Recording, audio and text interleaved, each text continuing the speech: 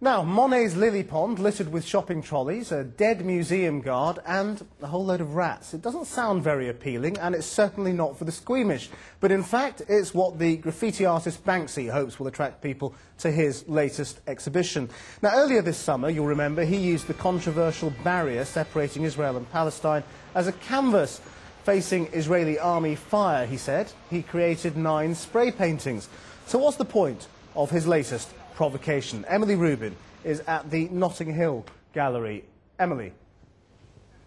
Well, Chris, at first glance, this looks like a normal exhibition, but this being Banksy, things are never quite what they seem. This is called Crude Oils, this exhibition, and what he's done is reworked old masters. Let's have a look at some of them. There's Monet's water lilies, complete with abandoned shopping trolleys and a traffic cone.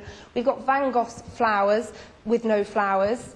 And then moving along, we can show you Jack Vettriani's dancers on the beach, but with 2 men disposing of some nuclear waste. And then, of course, behind me on the left, a reworking of Warhol's Marilyn poster, but this time it's with Kate Moss. Now, of course, the other bizarre thing about this exhibition is that in order to enjoy these works of art, you have to navigate your way through 164 rats.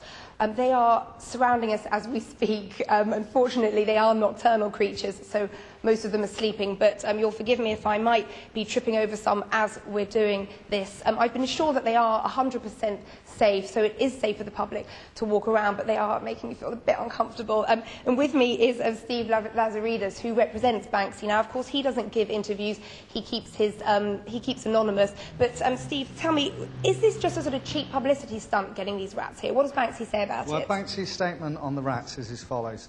Rats represent the triumph of the little people, the undesirables and the unloved. Despite the efforts of the authorities, they survived, they flourished and they've won. Wherever you stand in London, you're never more than 10 foot away from someone who knows a boring fact about rats. Well, some of the critics we've spoken to about this exhibition say it's easy to take the mickey out of old masters, if you like. That's not really art. What does Banksy say about that? Well, his statement on that's as follows. The vandalised paintings reflect life as it is now. We don't live in a world like Constable's Haywayne anymore, and if you do, there's probably a travellers' camp on the other side of the hill. The real damage to our environment is not done by graffiti writers and drunken teenagers, but by big business and lazy architects, exactly the people who put gold-framed pictures of landscapes on their walls and try and tell the rest of us how to behave. Well, as we speak, we're being nibbled by rats at our feet. But Steve, just tell me, people say, some critics we've spoken to have said that it's all very well doing graffiti on bridges, but really, is it worth being in an art gallery? Yeah, I think so. I think he's brought the ethic of what he does on the street into a gallery and used a different medium rather than the walls and the spray can. He's still maintained his humour and his politics. And his statement's here for people to come and have a look at. Steve, thanks very much indeed. Well, Krish, the exhibition runs for 2 weeks. This is the first preview that anyone's seen of it, but come down here if you're brave enough.